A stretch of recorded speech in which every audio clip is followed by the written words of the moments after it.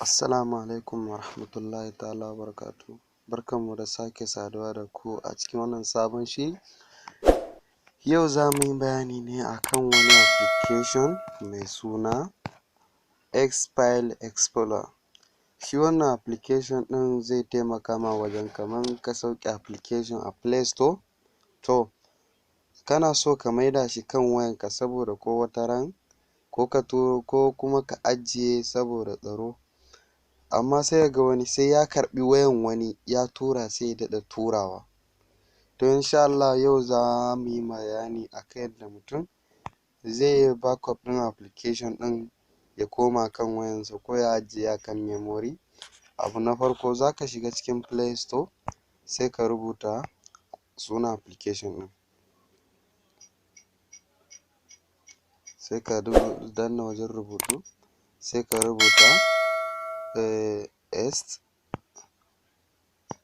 X-File, yawa zai nuno ma sai ka danna.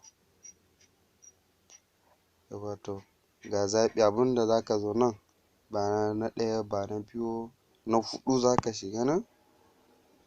Yawa sai ka danna install ɗinsa. Da yake ni ina da shi, shikenan.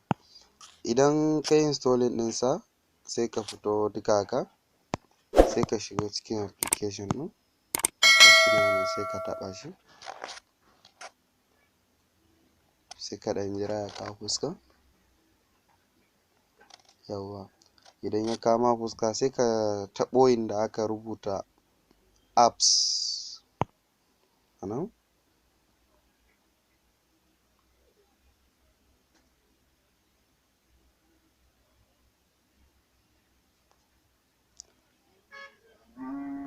Yawa to ya kawo haka.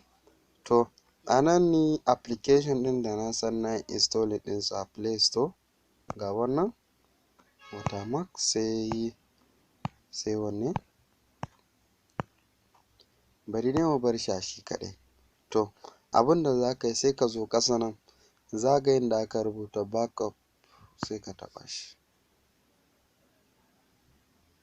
Yawa sai ka jira. To kaga yanzu ya je ya ajiye ma shi akan waya ko memory duk inda ka zaɓa. To kaga ya gwada ma wannan green ɗin rubutu, to sai ka yi back, sai ka shiga cikin file manager naka, sai ka danna, sai ka shiga, ni akan memory ya ajiye mu, sai ka jawo, za ka ga inda folder da aka rubuta backup sai ka taɓa.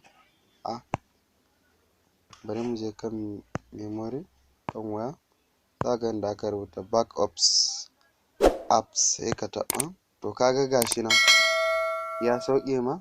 To duk wani application haka za ka yi ka sauke shi ka maida shi kan waya daga playstore. Mu haɗu a cikin shiri na gaba. Domin samun zafafan shirye-shiryenmu za ka iya danna mana subscribe, sannan ka danna ƙararrawa don sanar da kai sababbin shiri da mun ɗora na.